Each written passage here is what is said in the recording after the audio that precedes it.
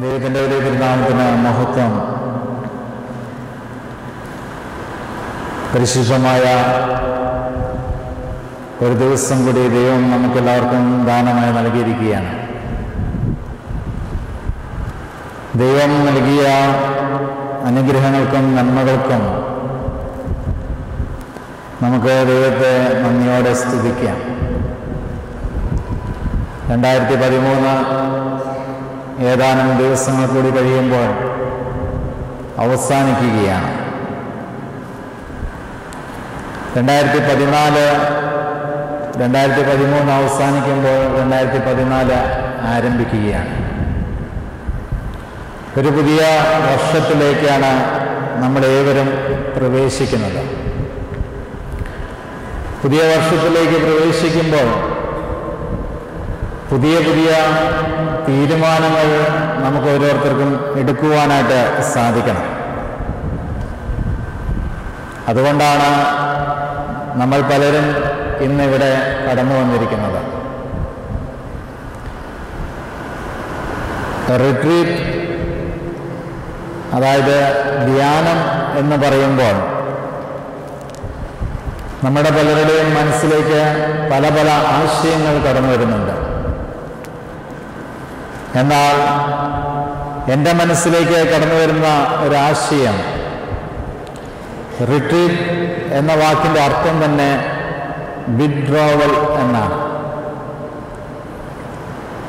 Withdrawal എന്ന് പറയുമ്പോൾ പലർക്കും എന്താണ് എന്ന് പലരും ചിന്തിക്കുന്നുണ്ട്. നമ്മൾ ബാങ്കിലെല്ലാം ചെല്ലുമ്പോൾ നമുക്ക് പൈസ എടുക്കുവാനായിട്ട് നമ്മൾ ആവശ്യപ്പെടുമ്പോൾ ഒന്നെങ്കിൽ നമ്മൾ ചെക്ക് ഹാജരാക്കും, അല്ലെങ്കിൽ അവർ നമുക്ക് അവിടെ നിന്നൊരു വിഡ്രോവൽ ഫോം തരും എന്ന് പറഞ്ഞിട്ടുണ്ടെങ്കിൽ അവിടെ നിന്ന് പൈസ എടുക്കുവാനായിട്ട് ചെക്കിന് പകരമായിട്ട് അവിടെ നിന്ന് നൽകുന്ന ഒരു പ്രത്യേക ഫോമാണ്. അപ്പോൾ ആ ഫോമിലൂടെയാണ് നമുക്ക് പൈസ നമുക്ക് അവിടുന്ന് കളക്ട് ചെയ്യുവാനായിട്ട് സാധിക്കുകയുള്ളൂ. വിഡ്രോവലിൻ്റെ മലയാളത്തിൽ നമ്മൾ പറയുമ്പോൾ ഒരു പിൻവാങ്ങൽ. എന്താണ് പിൻവാങ്ങുന്നത്? ഒരു ധ്യാനത്തിലൂടെ എന്താണ് നമ്മളെ പിൻവാങ്ങുന്നത്? എന്താണ് ഫസ്റ്റ് നമ്മൾ പിൻവാങ്ങുന്നത്? Withdraw from our secular things. അതായത് മാനുഷികമായ എല്ലാ കാര്യങ്ങളും വേണ്ടെന്ന് വെച്ചുകൊണ്ട് ദൈവികമായ ഓരോ കാര്യങ്ങളും നേടുവാനായിട്ട് വളരെ ആഗ്രഹത്തോടെ പ്രാർത്ഥനയോടെ ദൈവസന്നിധിയിൽ ഇരിക്കുക. ഇതാണ് ശരിക്കുമുള്ള ഒരു ധ്യാനം എന്ന് പറയുന്നത്. സെക്യുലർ തിങ്സിനെ കുറിച്ച്, അതായത് മാനുഷികമായ ഉള്ളതിനെ എല്ലാത്തിനെയും മനസ്സിൽ നിന്ന് അകറ്റുകയും പുതിയ ദൈവികമായ കാഴ്ചപ്പാടുകൾ, ബോധ്യങ്ങൾ ആഴമായി നമ്മുടെ ഹൃദയങ്ങളുടെ അറകളിലേക്ക് ഇറങ്ങി വരികയും ചെയ്യുമ്പോഴാണ് യഥാർത്ഥത്തിൽ നമ്മൾ ധ്യാനത്തിൽ പങ്കെടുക്കുന്നത്. അതുകൊണ്ടാണ് വിശുദ്ധ ലൂക്കോസ് സുവിശേഷം 10-ാം അധ്യായത്തിന്റെ അവസാന ഭാഗത്ത് 2 സഹോദരികളെ കുറിച്ച് നമുക്ക് കാണുവാനായിട്ട് സാധിക്കുന്നുണ്ട്. ആരൊക്കെയാണ് 2 സഹോദരികൾ? മാർത്തയും മറിയയും. മാർത്തയും മറിയയും കൂടി തൻ്റെ വീടുകളിൽ ജോലി കാര്യങ്ങളിൽ തിരക്ക് കൂട്ടുമ്പോൾ, 2 പേരും തിരക്ക് കൂട്ടുകയല്ല, യേശു തമ്പുരാൻ തൻ്റെ പരസ്യകാല ശുശ്രൂഷ സമയത്ത് ഇവരുടെ വീടുകളിലേക്ക് ഒന്ന് കടന്നു ചെല്ലുകയാണ്. അപ്പോൾ ഒരാള് വീട്ടുകാര്യങ്ങളിൽ അല്പം തിരക്ക് കാണിക്കുന്നു, എന്നാൽ വേറെ ഒരാള് എന്തു ചെയ്യുകയായിരുന്നു? യേശുവിൻ്റെ കാൽക്കൽ ഇരുന്ന് വചനം കേൾക്കുകയായിരുന്നു. അപ്പൊ ക്രിസ്തുവിന്റെ വചനം എന്ന് പറയുന്ന, ക്രിസ്തുവിന്റെ വായിൽ നിന്ന് വരുന്ന ഓരോ വാക്കുകൾ എന്ന് പറയുന്നത് അവൾക്ക്, മറിയത്തിന് ജീവൻ നൽകുന്നതായിരുന്നു. ഇന്ന് നമ്മൾ ഇവിടെ നിന്ന് കേൾക്കുമ്പോൾ, ഈ ധ്യാനത്തിൽ പങ്കെടുക്കുമ്പോൾ ഇവിടെ നമ്മൾ കേൾക്കുന്ന ഓരോ വചനങ്ങളും നമ്മുടെ ഉള്ളിൽ ജീവൻ നൽകുന്ന വചനങ്ങളാണ്. മരിച്ചു കിടക്കുന്ന ഓരോ കോശങ്ങൾക്കും ജീവൻ നൽകുന്ന ഇരുതലവായി മൂർച്ചയുള്ള വചനങ്ങളാണ് ഇവിടെ ഓരോരുത്തർക്കും പകർന്നു തരുന്നത്. അതുകൊണ്ട് കേൾക്കുന്ന വചനങ്ങൾ അത് ഒരു ചെവിയിലൂടെ കേട്ടുകൊണ്ട് മറു ചെവിയിലൂടെ കളയുവാനുള്ളതല്ല. അല്ലെങ്കിൽ ഇവിടെ വന്നിരിക്കുന്ന അച്ഛൻ, ആ അച്ഛൻ എത്ര മാർക്ക് കൊടുക്കാമെന്ന് നമ്മൾ ആ ആഗ്രഹത്തോടെ കടന്നു വന്നിട്ടുള്ള പലരും ഈ സമൂഹത്തിലുണ്ടായിരിക്കാം. അതിനൊന്നുമല്ല നമ്മൾ കടന്നു വന്നിരിക്കുന്നത്. ദൈവികമായ കാഴ്ചപ്പാടുകൾ, ദൈവികമായ അനുഗ്രഹങ്ങൾ നേടുവാനും ദൈവികമായ ചിന്തകൾ നമ്മളുടെ ഉള്ളിൽ നിറയുവാൻ വേണ്ടിയാണ് ഈ ധ്യാനത്തിൽ നമ്മൾ പങ്കെടുക്കുന്നത്. അതുകൊണ്ട് അതൊരിക്കലും നമ്മൾ മറന്നു പോകരുത്.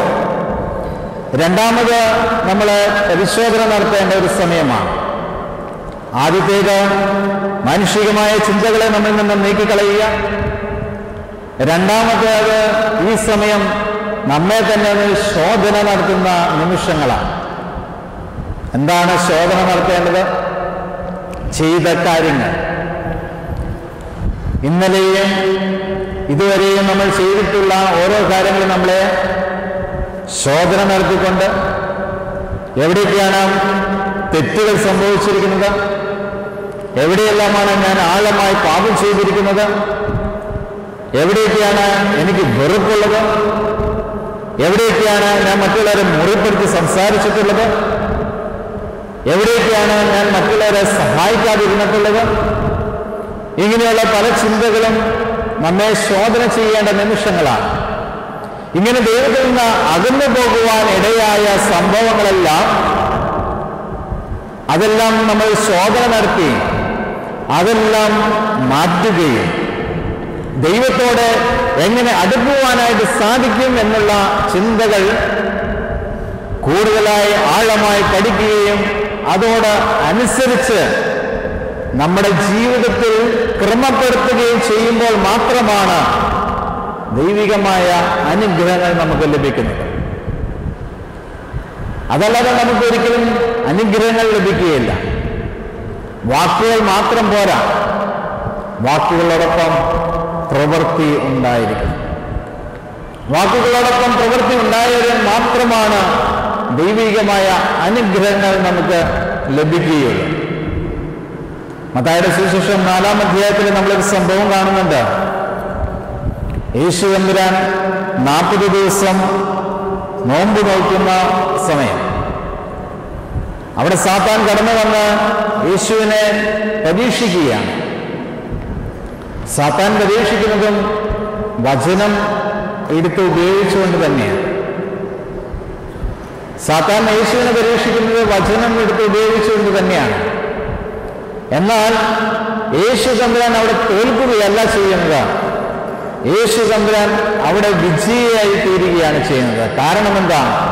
രണ്ടുപേരും ഉപയോഗിച്ചിരിക്കുന്നത് വചനമാണ്. സാത്താനും ഉപയോഗിച്ചിരിക്കുന്നത് വചനമാണ്, യേശു തമ്പുരാൻ ഉപയോഗിച്ചിരിക്കുന്നതും വചനമാണ്. എന്നാൽ സാത്താൻ തോൽക്കുകയാണ്, യേശു തമ്പുരാൻ ജയിക്കുകയാണ്. കാരണം എന്താണ്?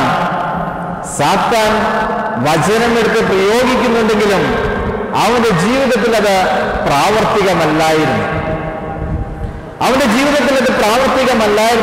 അതുകൊണ്ട് സാത്താൻ അവിടെ തോൽക്കുകയും യേശു തമ്പുരാന്റെ ജീവിതത്തിൽ യേശു തമ്പുരാൻ പറയുന്ന ഓരോ ജീവന്റെ വചനവും അവന്റെ ജീവിതത്തിൽ പ്രാവർത്തികമായിരുന്നു. അതുകൊണ്ട് യേശു തമ്പുരാൻ അവിടെ വിജയിക്കുകയും ചെയ്യുക. ഇതിൽ നിന്ന് നമ്മൾ മനസ്സിലാക്കണം, നമ്മൾ വചനം പഠിക്കുകയും വചനം വായിക്കുകയും വചനം ആഴമായി നമ്മുടെ ഉള്ളിൽ ഗ്രഹിക്കുകയും ചെയ്യുമ്പോൾ ഒരു കാര്യം നമ്മൾ മനസ്സിലാക്കണം, അത് പഠിക്കുക മാത്രമല്ല ചെയ്യേണ്ടത്, അത് പഠിച്ച് പ്രാവർത്തികം ആക്കണം. അതാണ് യഥാർത്ഥ ഡിസൈപ്പിൾ എന്ന് പറയുന്നത്. ഡിസൈപ്പിൾ എന്ന് പറയുമ്പോൾ ഗ്രീക്ക് പദം, അതായത് അതിൻ്റെ ഗ്രീക്ക് പദത്തിൻ്റെ വെർബ്, റൂട്ട് വെർബ്, അതിൻ്റെ മീനിങ് എന്ന് പറയുന്നത് ലേണിംഗ് എന്നാണ്.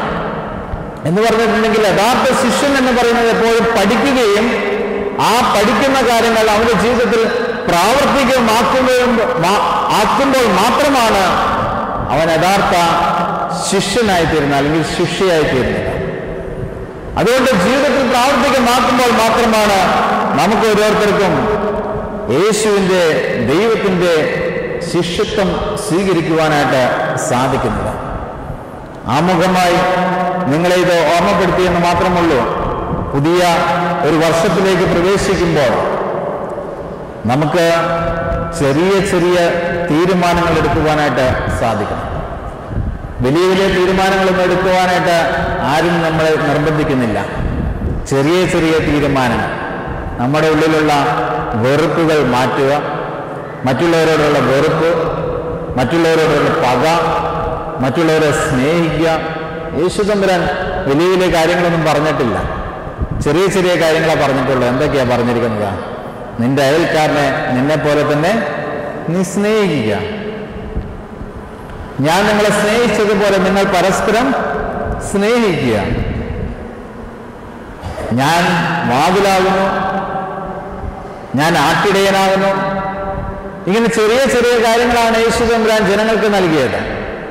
അതുകൊണ്ട് സഹോദരങ്ങളെ, ചെറിയ ചെറിയ കാര്യങ്ങൾ നമ്മുടെ ജീവിതത്തിൽ അത് കേൾക്കുക മാത്രമല്ല ചെയ്യേണ്ടത്, അത് നമ്മുടെ ജീവിതത്തിൽ പ്രാവർത്തികമാക്കണമെന്ന് പ്രത്യേകമായിട്ട് ആമുഖമായി നിങ്ങളെ ഓർമ്മപ്പെടുത്തുകയാണ്. ഒരു നല്ല ക്രിസ്മസ് ആശംസിക്കുകയും, ക്രിസ്മസ് കഴിഞ്ഞു എന്നിരുന്നാൽ തന്നെയും ആ ക്രിസ്മസിൻ്റെ നിറവ് എന്ന് പറഞ്ഞിട്ടുണ്ടെങ്കിൽ ക്രിസ്തു ജനിച്ച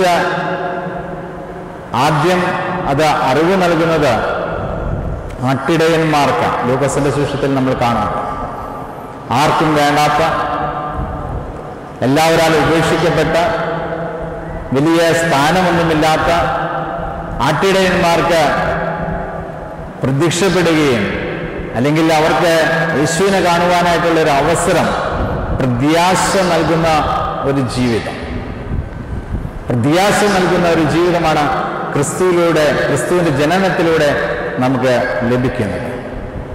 അതുകൊണ്ട് ക്രിസ്മസ് നമ്മൾ ആഘോഷിക്കുമ്പോൾ, ആഘോഷ തിമിർപ്പിൽ നമ്മൾ ആയിരിക്കുമ്പോൾ നമ്മൾ മറന്നു പോകരുത്, ആഘോഷം ഇല്ലാത്ത ഒരു ജനത ഈ ക്രിസ്മസിലും പങ്കുകാരാകുന്നുണ്ട്. അവരെയും നമുക്ക് ഓർക്കുവാനും അവരെയും നമുക്ക് കരുതുവാനും അവരെയും ഈ ആഘോഷത്തിൽ ചേർക്കുവാനുമായിട്ട് നമുക്ക് സാധിക്കുമ്പോൾ ക്രിസ്മസ് യഥാർത്ഥത്തിൽ ഒരു ക്രിസ്മസ് തന്നെ ആയിത്തീരും. ഒരു നല്ല വർഷം കൂടി മുന്നമേ എല്ലാവർക്കും ആശംസിക്കുന്നു. ചെറിയൊരു ധ്യാനത്തിനെടുത്തിരിക്കുന്ന ഭാഗം ലൂക്കോസിന്റെ സുവിശേഷം 18-ാം അധ്യായത്തിന്റെ 18 മുതൽ 23 വരെയുള്ള ഭാഗങ്ങളാണ്. ലൂക്കോസിന്റെ സുവിശേഷം 18-ാം അധ്യായത്തിന്റെ 18 മുതൽ 23 വരെയുള്ള വാക്യങ്ങളാണ്. ഞാൻ ഒരിക്കൽ വായിക്കാം, എല്ലാവരും പ്രത്യേകമായി ശ്രദ്ധിച്ചിരിക്കുക. ഒരു പ്രമാണി അവനോട്, നല്ല ഗുരു, ഞാൻ നിത്യജീവനെ അവകാശമാക്കേണ്ടതിന് എന്തു ചെയ്യണം എന്ന് ചോദിച്ചു. അതിന് യേശു തമ്പുരാൻ അവനോട് ചോദിച്ചു, എന്നെ നല്ലവൻ എന്ന് പറയുന്നത് എന്ത്? ദൈവം ഒരുവനല്ലാതെ നല്ലവൻ ആരും ഇല്ല. എന്നിട്ട് യേശു തമ്പുരാൻ പറയുകയാണ്, വ്യഭിചാരം ചെയ്യരുത്, കൊല ചെയ്യരുത്, മോഷ്ടിക്കരുത്, കള്ളസാക്ഷ്യം പറയരുത്, നിന്റെ അപ്പനെയും അമ്മയെയും ബഹുമാനിക്കുക എന്നീ കൽപ്പനകളെ നീ അറിയുന്നുവല്ലോ എന്ന് പറഞ്ഞു. ഇവയൊക്കെയും ഞാൻ ചെറുപ്പം മുതൽ കാത്തുകൊണ്ടിരിക്കുന്നു എന്ന് അവൻ പറഞ്ഞത് കേട്ടിട്ട് യേശു അവനോട് പ്രകാരം പറയുകയാണ്, ഇനി ഒരു കുറവും നിനക്കുണ്ട്, നിനക്കുള്ളതൊക്കെയും വിറ്റ് ദരിദ്രന്മാർക്ക് പകുത്ത് കൊടുക്കുക, എന്നാൽ സ്വർഗത്തിൽ നിനക്ക് നിക്ഷേപം ഉണ്ടാകും, പിന്നെ വന്ന് എന്നെ അനുഗമിക്കുക എന്ന് പറഞ്ഞു. അവൻ എത്രയും ധനവാനാകൊണ്ട് ഇത് കേട്ടിട്ട് അതിദുഃഖിതനായി തീർന്നു. യേശു അവനെ കണ്ടിട്ട്, സമ്പത്തുള്ളവർ ദൈവരാജ്യത്തിൽ കിടക്കുന്ന എത്ര പ്രയാസം എന്ന് പറയുക. രണ്ട് സുവിശേഷത്തില് ഈ ഭാഗം നമുക്ക് കാണുവാനായിട്ട് സാധിക്കുന്നുണ്ട്. മത്തായിയുടെ സുവിശേഷം 19-ാം അധ്യായത്തിൻ്റെ 16 മുതൽ 22 വരെയുള്ള വാക്യങ്ങളും ഇത് തന്നെയാണ് നമ്മെ ഓർമ്മപ്പെടുത്തുന്നത്. എന്നാൽ ഈ യോഹന്നാന്റെ സുവിശേഷത്തിൽ ഇതുപോലൊരു ഭാഗമുണ്ട്. പക്ഷേ ഇതിൽ നിന്നും വളരെ വ്യത്യസ്തമായ രീതിയിലാണ് യോഹന്നാന്റെ സുവിശേഷത്തിൽ ഈ ഭാഗം രചിച്ചിരിക്കുന്നത്. യോഹന്നാന്റെ സുവിശേഷം 3-ാം അധ്യായത്തിൻ്റെ ആദ്യ ഭാഗത്ത് നമുക്ക് നല്ലൊരു വർണ്ണന നമുക്ക് കാണുവാനായിട്ട് സാധിക്കുന്നുണ്ട്. നിക്കോദീമോസ് എന്ന ഒരു പ്രമാണി യേശുവിൻ്റെ അടുക്കിലേക്ക് കടന്നു ചെല്ലുന്ന ഭാഗം. അവിടെയും യോഹന്നാൻ പരാമർശിക്കുന്നത് നിത്യജീവനെ കുറിച്ചാണ്. പുതുതായി ജനിക്കുന്നില്ല എങ്കിൽ സ്വർഗരാജ്യം നിനക്ക് ലഭ്യമാവുകയില്ല. അപ്പൊ എല്ലായിടത്തും പറയുന്നത് ഒരു പുതുതായി ജനിക്കണം എന്ന് തന്നെയാണ് പറയുന്നത്. അപ്പൊ 2013 അവസാനിക്കാൻ പോകുമ്പോൾ എനിക്കും നിങ്ങളോട് പറയാനുള്ളത് നിക്കോദീമോസിനോട് പറഞ്ഞ അതേ സംഗതി തന്നെയാണ്. നമ്മൾ ഓരോരുത്തരും പുതുതായി ജനിക്കണം. റീബർത്ത് ഇവിടെ വെച്ച് ഉണ്ടാകണം. അപ്പൊ പുതുതായി ജനിച്ചാൽ മാത്രമാണ് എന്ത് ലഭിക്കുകയുള്ളൂ? സ്വർഗരാജ്യ അവകാശികളായി തീരുവാനായിട്ട് സാധിക്കുകയുള്ളൂ. എന്താണ് ഈ ഭാഗത്തിൽ യേശു തമ്പുരാൻ പറയുന്നത്? നിനക്കുള്ളതൊക്കെയും വിറ്റ് ദരിദ്രർക്ക് കൊടുക്കുക. ഇങ്ങനെ ഈ സമയത്ത് യേശു തമ്പുരാൻ ഇവിടെ വന്നിട്ട് നമ്മൾ ഓരോരുത്തരോടും പറയുകയാണെങ്കിൽ എത്ര പേര് ഇന്ന് ഇവിടെ ഇരുന്ന് ഈ വചനം കേൾക്കും എന്നെനിക്കറിയില്ല. നിനക്കുള്ളതൊക്കെയും വിറ്റ് നീ ദരിദ്രർക്ക് കൊടുക്കുക എന്ന് പറയുമ്പോൾ നമ്മുടെ മനസ്സ് ചത്തുപോകും. കാരണം ഇതിലാണ് നമ്മൾ ജീവിച്ചിരിക്കുന്നത് തന്നെ. പണമില്ല എങ്കിൽ ഒരു വിലയുമില്ല, സമൂഹത്തിലൊരു വിലയുമില്ല. അതുകൊണ്ട് ക്രിസ്തു ഇതുപോലെ പറഞ്ഞിട്ടുണ്ടെങ്കിൽ നമ്മൾ വളരെ നിരാശരായി തീരും. കാരണം പണമില്ലാതെ ഒരിക്കലും മുമ്പോട്ടുള്ള ലൈഫ് ഉണ്ടാകണമെങ്കിൽ പണം വേണം. അതുകൊണ്ട് ക്രിസ്തു എന്താണ് ഇവിടെ അർത്ഥമാക്കിയിരിക്കുന്നത്? ഇവനോടെല്ലാം വിറ്റ് ഇവനോട് അനുഗമിക്കുക എന്ന് പറയുകയാണ് ചെയ്യുന്നത്. ഇങ്ങനെ ശിഷ്യന്മാരോട് യേശുക്രിസ്തു പറയുന്ന ഒരു സംഭവമുണ്ട്, ഇല്ലേ? പത്രോസിനോട് പറയുന്നുണ്ട്. എന്താണ് പത്രോസ്? മീൻ പിടിക്കുന്ന സമയത്ത് വള്ളവും വലയും എല്ലാം പിടിച്ച് മീൻ പിടിക്കുവാനായിട്ട് പോകുന്ന സമയത്ത് യേശു തമ്പുരാനിലൂടെ കടന്നു പോകുമ്പോൾ പറയുകയാണ്, പത്രോസ്, നിന്റെ വള്ളവും വലയും എല്ലാം നീ ഉപേക്ഷിക്കുക, നീ എൻ്റെ കൂടെ വരിക, നിന്നെ ഞാൻ മനുഷ്യരെ പിടിക്കുന്നവനാക്കാം. പത്രോസ് എന്ത് ചെയ്തു? അതെങ്ങനെ കർത്താവ് എന്ന് ചോദിച്ചോ? ഒന്നും ചോദിച്ചില്ല. പത്രോസ് എന്ത് ചെയ്തു? ഒരു തീരുമാനം. ആരോടും ചോദിക്കാനൊന്നും പോയില്ല. ഭാര്യയോടോ മക്കളോടോ അപ്പനോടോ അമ്മയോടോ ആരോടും ചോദിക്കാൻ പോയില്ല. യേശു തമ്പുരാന്റെ കൂടെ നടന്നിട്ടുണ്ടെങ്കിൽ എല്ലാം ലഭിക്കുമെന്ന് അറിയാമായിരുന്നത് കൊണ്ട് പത്രോസ് എന്ത് ചെയ്തു? എല്ലാം ഉപേക്ഷിച്ചു. എല്ലാം ഉപേക്ഷിച്ച് യേശുവിൻ്റെ പിന്നാലെ ഓടുകയാണ്. യേശുവിനെ അനുഗമിക്കുകയാണ് ചെയ്യുന്നത്. എന്നാൽ ഇവിടെ ഒരു ന്യായപ്രമാണി യേശുവിൻ്റെ അടുക്കിലേക്ക് കടന്നു വരികയാണ്. മത്തായിയുടെ സുവിശേഷത്തെ നമ്മളിപ്പോൾ പരിശോധിച്ചിട്ട് നിങ്ങൾ വീട്ടിൽ പോയി ഒന്ന് വായിക്കുക. മത്തായിയുടെ സുവിശേഷം 19-ാം അധ്യായത്തിൻ്റെ 16 മുതൽ 22 വരെയുള്ള വാക്യങ്ങൾ. 2-3 വ്യത്യാസങ്ങൾ അവിടെ കാണുവാനായിട്ട് സാധിക്കുന്നുണ്ട്. എന്താണ് അവിടെ ഒരു വ്യത്യാസം കാണുവാനായിട്ട് സാധിക്കുന്നത്? അവിടെ ന്യായപ്രമാണിയാണോ ധനവാനാണോ എന്നൊന്നും പറയുന്നില്ല. എന്താണ് പറയുന്നത്? ഒരുവൻ എന്ന് മാത്രമാണ് പറയുന്നുള്ളൂ. മത്തായിയുടെ സുവിശേഷം 19-ാം അധ്യായത്തിൻ്റെ 16 മുതൽ 22 വരെയുള്ള വാക്യങ്ങൾ. ഒരുത്തൻ വന്നവനോട്, നിത്യജീവനെ പ്രാപിപ്പാൻ ഞാൻ എന്ത് നന്മ ചെയ്യണം എന്ന് ചോദിച്ചവൻ എന്നോട് നന്മ കുറിച്ച് ചോദിക്കുന്നത് എന്ത്? നല്ലവൻ ഒരുത്തനേ ഉള്ളൂ. അങ്ങനെ ഒരു ഭാവങ്ങളെല്ലാം പറഞ്ഞു. അവിടെ വ്യഭിചാരം ചെയ്യരുത്, മോഷ്ടിക്കരുത്, കള്ളസാക്ഷ്യം പറയരുത്, അപ്പനെയും അമ്മയും ബഹുമാനിക്കുക. വേറൊരു കാര്യം കൂടി അവിടെ ഓർമ്മപ്പെടുത്തുന്നുണ്ട്. എന്താണ് കൂട്ടിച്ചേർത്തിരിക്കുന്നത്? കൂട്ടുകാരനെ നിന്നെ പോലെ തന്നെ സ്നേഹിക്കുക എന്ന് തന്നെ പറഞ്ഞു. യൗവനക്കാരൻ അവനോട്, ഇവയൊക്കെ ഞാൻ പ്രമാണിച്ചു പോരുന്നു, ഇനി കുറവുള്ളത് എന്തെന്ന് പറഞ്ഞു. യേശു അവനോട്, സൽഗുണപൂർണ്ണനാകുവാൻ ഇച്ഛിക്കുന്നുവെങ്കിൽ നീ ചെന്ന് നിനക്കുള്ളത് വിറ്റ് ദരിദ്രർക്ക് കൊടുക്കുക, എന്നാൽ സ്വർഗത്തിൽ നിനക്ക് നിക്ഷേപമുണ്ടാകും, പിന്നെ വന്ന് എന്നെ അനുഗമിക്കുക. യൗവനക്കാരൻ വളരെ സമ്പത്തുള്ളവനാകിയത്. അവിടെയും ധനവാന് അവൻ ധനവാനായിരുന്നു എന്ന് മാത്രമാണ് പറയുന്നത്. എന്നാൽ പ്രമാണിയാണ് എന്നൊന്നും പറയുന്നില്ല. ലൂക്കോസിന്റെ സുവിശേഷത്തിന് വളരെ ഭംഗിയായിട്ടാണ് ഇതിൽ ഈ കാര്യങ്ങളെല്ലാം രേഖപ്പെടുത്തിയിരിക്കുന്നത്. ലൂക്കോസിന്റെ സുവിശേഷം ഒന്ന് പരിശോധിക്കാം. ലൂക്കോസിന്റെ സുവിശേഷം ഒന്ന് പരിശോധിക്കുമ്പോൾ ലൂക്കോസ് എന്ന ഗ്രന്ഥകാരൻ ഒത്തിരി പ്രത്യേകതകളുണ്ടായിരുന്നു. ആരായിരുന്നു അദ്ദേഹം? ഒരു വൈദ്യനായിരുന്നു. പിന്നീട് ആരായിരുന്നു? ഒരു ചരിത്രകാരനായിരുന്നു. വൈദ്യനും ചരിത്രകാരനും അപ്പുറമായി അദ്ദേഹം ഒരു വിജാതീയൻ കൂടിയായിരുന്നു. അതുകൊണ്ട് വിജാതീയനായ ഒരു വ്യക്തി വിജാതീയർക്ക് എഴുതിയിരിക്കുന്ന ഒരു വലിയ ഒരു സുവിശേഷ ഭാഗമാണ് ലൂക്കോസിന്റെ സുവിശേഷ ഭാഗം.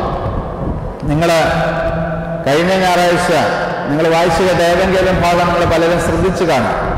പലരെയും ജനിപ്പിച്ച ഒരു കാര്യമാണ്. കേട്ട് കഴിയുമ്പോൾ നമുക്ക് വളരെ രസമായിട്ട് തോന്നും. ഇതെന്തിനായിരുന്നു ഏവെങ്കിലും ഭാഗമായിട്ട് വായിക്കുന്നത്? ഈ വംശാവലി എന്തിനാണോ ഏവെങ്കിലും ഭാഗമായിട്ട് വായിക്കുന്നത്? ഇതിൽ നിന്ന് എന്താണോ മനസ്സിലാക്കുന്നത് എന്നെല്ലാം നമുക്ക് തോന്നിപ്പോകും. എന്തുകൊണ്ടാണ് ക്രിസ്തുവിന്റെ ജനനത്തിന് മുമ്പായിട്ട് ഈ വംശാവലിയെക്കുറിച്ച് പിതാക്കന്മാർ കൂട്ടിച്ചേർത്തിരിക്കുന്നതെന്ന് നമ്മളൊന്ന് പരിശോധിക്കേണ്ടതാണ്. ലൂക്കോസിന്റെ സുവിശേഷത്തിലും കാണുവാനായിട്ട് സാധിക്കും, മത്തായിയുടെ സുവിശേഷത്തിലും ഒരു വംശാവലി കാണുവാനായിട്ട് സാധിക്കും. എന്നാൽ ഈ വംശാവലിക്ക് തന്നെ വളരെ പ്രത്യേകതകളുണ്ട്. മത്തായിയുടെ സുവിശേഷത്തിലുള്ള വംശാവലി ആരംഭിക്കുന്നത് അബ്രാഹാമിൽ നിന്ന് അത് അവസാനിക്കുന്നത് യേശുവിലാണെങ്കിൽ, ലൂക്കോസിന്റെ സുവിശേഷത്തിലും വളരെ വ്യത്യസ്തമായ രീതിയിലാണ്. അത് ആരിൽ നിന്നാണ് ആരംഭിക്കുന്നത്? യേശുവിൽ നിന്ന് ആരംഭിക്കുന്നു, അവസാനിക്കുന്നത് എവിടെയാണ്? അബ്രാഹാമിലൊന്നുമല്ല, ആദാമിലുമല്ല. ആരിലാണ് അവസാനിക്കുന്നത്? ദൈവത്തിലാണ് ആ വംശാവലി അവസാനിക്കുന്നത്. എന്ന് പറഞ്ഞിട്ടുണ്ടെങ്കിൽ യേശു ക്രിസ്തു എന്ന് പറയുന്ന വ്യക്തി ദൈവത്തിൽ നിന്ന് ജാതനായവനാണ് എന്ന് ലൂക്കോസിന്റെ സുവിശേഷം വളരെ ഭംഗിയായി അത് വർണ്ണിക്കുകയാണ്. അതുകൊണ്ട് യേശു എന്ന് പറയുന്ന വ്യക്തി ദൈവത്തിന്റെ പുത്രനാണ്, ദൈവത്തിൽ നിന്ന് വന്ന വ്യക്തിയാണ്. അവൻ നമുക്ക് ജീവൻ നൽകുവാനാണ് കടന്നു വന്നിരിക്കുന്നത്. അതുകൊണ്ട് ഈ യേശു തമ്പുരാൻ പറയുന്ന ഓരോ കാര്യങ്ങളും നിങ്ങൾ കേട്ടിട്ടുണ്ടെങ്കിൽ നിങ്ങൾക്ക് ജീവൻ ലഭിക്കും, നിങ്ങൾ ദൈവത്തിനോട് ചേർന്നിരിക്കുമെന്ന് ലൂക്കോസിന്റെ സുവിശേഷം നമ്മെ പഠിപ്പിക്കുകയാണ്. ഈ വിജാതിയരെ പഠിപ്പിക്കുവാൻ വേണ്ടിയാണ് വളരെ ഭംഗിയായി ലൂക്കോസ് തന്റെ സുവിശേഷം രചിച്ചിരിക്കുന്നത്. അതുകൊണ്ട് വളരെ ആഴമായ കുറെ കാര്യങ്ങൾ നമുക്ക് ഇദ്ദേഹത്തിന്റെ ഈ സുവിശേഷ ഭാഗങ്ങളിൽ നിന്ന് നമുക്ക് പഠിക്കുവാനായിട്ട് സാധിക്കും. അതുകൊണ്ട് ഒരു സംഭവം വർണ്ണിക്കുമ്പോൾ അദ്ദേഹം നല്ല നല്ല കുറെ കാര്യങ്ങൾ കൂട്ടിച്ചേർത്തുകൊണ്ടാണ് വർണ്ണിക്കുന്നത്. ഒരു ന്യായ പ്രമാണി യേശുവിന്റെ അടുക്കൽ കടന്നു ചെല്ലുകയാണ്. നമുക്കറിയാം ന്യായപ്രമാണിമാരുടെ ഓരോരുത്തരുടെയും അവസ്ഥകൾ.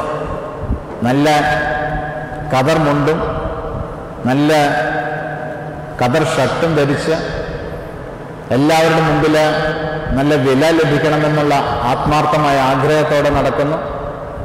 500-ന്റെയും 1000-ന്റെയും നോട്ടുകളെല്ലാം പോക്കറ്റിലിട്ട് വളരെയേറെ സമൂഹത്തിലും മറ്റുള്ള സ്ഥലങ്ങളിൽ നിന്നെല്ലാം അവർ നല്ലൊരു പൊസിഷൻ ആഗ്രഹിക്കുന്നവരാണ്. അടുത്ത ഇലക്ഷന് നിൽക്കുവാനായിട്ട്, ജനപ്രതിനിധി ആകുവാനായിട്ട് വളരെ ആഗ്രഹത്തോടെ പ്രയത്നിക്കുന്നവരാണ്. ഇങ്ങനെ ഒത്തിരി ആഗ്രഹങ്ങൾ ഓരോ പ്രമാണിമാരുടെ ഇടയിലുണ്ട്. ചിലപ്പോൾ തോൽക്കും, ചിലപ്പോൾ ജയിക്കും. ഈ പ്രമാണിമാരുടെ ആഗ്രഹം എന്താണ്? ജനങ്ങളുടെ ഇടയിൽ എങ്ങനെയെങ്കിലും വിലയുണ്ടാക്കുക, ജനങ്ങളുടെ ഇടയിൽ എങ്ങനെയെങ്കിലും വിലയുണ്ടാക്കുക. അവർക്ക് ദൈവവുമായിട്ടുള്ള വലിയ സംസർഗമുണ്ടോ എന്ന് എനിക്ക് അറിയാൻ പാടില്ല. ചിലർക്കെല്ലാം ഉണ്ടാകും, ആരെയും ഞാൻ വിധിക്കുന്നതല്ല. പലർക്കും ദൈവവുമായിട്ടൊരു ബന്ധം ഉണ്ടാവുകയില്ല. എന്നാൽ മനുഷ്യരുടെ ഇടയിൽ നല്ല രീതിയിൽ ജീവിക്കുന്ന ഓരോ നേതാക്കന്മാരുമാണ് ഇന്നും നമ്മുടെ സമൂഹത്തിൽ കണ്ടുവരുന്നത്. അവർക്ക് ദൈവവുമായിട്ടൊന്നും വലിയ ബന്ധമൊന്നും ഉണ്ടാവുകയില്ല. കാരണം ദൈവം ഇതിലൊന്നും വലിയ കാര്യമായിട്ട് അവരെ സഹായിക്കുന്നില്ല. അവസാനം ഇലക്ഷന്റെ റിസൾട്ട് എന്ന് വരുമ്പോൾ ദൈവമേ നിന്ന് ഉറക്കിന്ന് വിളിച്ചേക്കും. കാരണം ഇലക്ഷനിൽ വിജയിക്കണം. പക്ഷേ ജനങ്ങളുമായിട്ടുള്ള ആ ബന്ധം അവർ കൂടുതൽ ശ്രദ്ധിക്കും. എവിടെയെങ്കിലും ഒരു ഒത്തുതീർപ്പിന് കടന്നു ചെല്ലുമ്പോൾ രണ്ടു പേർക്കും വലിയ കുഴപ്പം വരുത്താത്ത രീതിയിൽ അതെല്ലാം ഒത്തുതീർപ്പാക്കി രണ്ടു പേർക്കും സന്തോഷമാകുന്ന തക്കവിധം അവർ ആ കാര്യങ്ങളെല്ലാം വളരെ ഭംഗിയായി വളരെ ശ്രദ്ധയോടെ കൈകാര്യം ചെയ്യും. അങ്ങനൊരു ന്യായപ്രമാണിയാണ് യേശുവിൻ്റെ അടുക്കിലേക്കും കടന്നു വരുന്നത്. ആ ന്യായപ്രമാണിയാണ് യേശുവിൻ്റെ അടുക്കിലേക്ക് കടന്നു വന്നുകൊണ്ട് ചോദിക്കുന്നത്, നിത്യജീവൻ പ്രാപിപ്പാനായി ഞാൻ എന്ത് ചെയ്യണം? അവൻ ന്യായപ്രമാണി മാത്രമല്ലായിരുന്നു, പിന്നെ ആരായിരുന്നു? 23-ാം വാക്യത്തിൽ പറയുന്നുണ്ട്, അവൻ ആരായിരുന്നു? ന്യായപ്രമാണിയും ധനവാനുമായിരുന്നു. ന്യായപ്രമാണി മാത്രമായിരുന്നില്ല, അവൻ എന്തുണ്ടായിരുന്നു? ധനവും ഉണ്ടായിരുന്നു. അവന് ധനവും കൂടി ഉണ്ടായിരുന്നു. അതാണ് ലൂക്കോസിന്റെ സുവിശേഷത്തിൽ വളരെ ഭംഗിയായി ഞാൻ അത് രേഖപ്പെടുത്തിയിട്ടുണ്ടെന്ന് നിങ്ങളെ ഓർമ്മപ്പെടുത്തിയതാണ്. ധനവാന്മാര് എങ്ങനെയാണ് ജീവിക്കേണ്ടത്? ഒസ്താത്യോസ് തിരുമനസിനെ നിങ്ങൾ കേട്ടിട്ടുണ്ട്, ഈ അടുത്തിടെ കാലം ചെയ്ത ഒസ്താത്യോസ് തിരുമേനിയുടെ അടുക്കിലേക്ക് അല്പമല്ല പണമുള്ള ഒരു വ്യക്തി കടന്നു ചെന്നിട്ടുണ്ടെങ്കിൽ തിരുമേനി വർത്തമാനം പറയുന്ന സമയത്ത് തന്നെ പറയും, നിങ്ങൾക്കുള്ളതിൻ്റെ അല്പം വിഹിതം എനിക്ക് തരിക. നിങ്ങളുടെ കയ്യിലിരിക്കുന്ന പണം എന്ന് പറയുന്നത് അത് നിങ്ങളുടേത് അല്ല, അത് ഷെയർ ചെയ്യേണ്ടവർക്ക് കൊടുത്താൽ മാത്രമാണ് ആ പണം കൊണ്ട് പ്രയോജനമുള്ളൂ. അതുകൊണ്ട് നിങ്ങളുടെ കയ്യിലിരിക്കുന്ന പണം എനിക്ക് നൽകുക, അത് ഞാൻ അവർക്ക് കൊടുക്കാമെന്ന് പറയും. അതുകൊണ്ട് പലരും തിരുമേനിനെ കാണുവാനായിട്ട്, പണമുണ്ടെങ്കിൽ തിരുമേനിനെ കാണുവാനായിട്ട് കടന്നു ചെല്ലാറില്ല. കാരണം തിരുമേനി എപ്പോഴും ഇത് ചോദിക്കും. സഹോദരങ്ങളെ,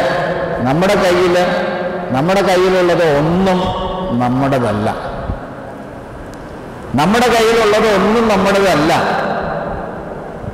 പണം, നമ്മുടെ മക്കൾ, നമ്മുടെ മാതാപിതാക്കൾ, നമുക്കുള്ള വസ്തുക്കൾ, ഇതൊന്നും നമ്മുടേതല്ല. നമ്മുടേതാണെങ്കിൽ നമുക്ക് തീർച്ചയായിട്ടും ഇത് കൊണ്ടുപോകാനായിട്ട് സാധിക്കും. പക്ഷെ ഇതൊന്നും നമ്മൾ കൊണ്ടുപോകുന്നില്ല. അതുകൊണ്ട് അത് ഇവിടെ എല്ലാം ഉപേക്ഷിക്കുകയാണ്.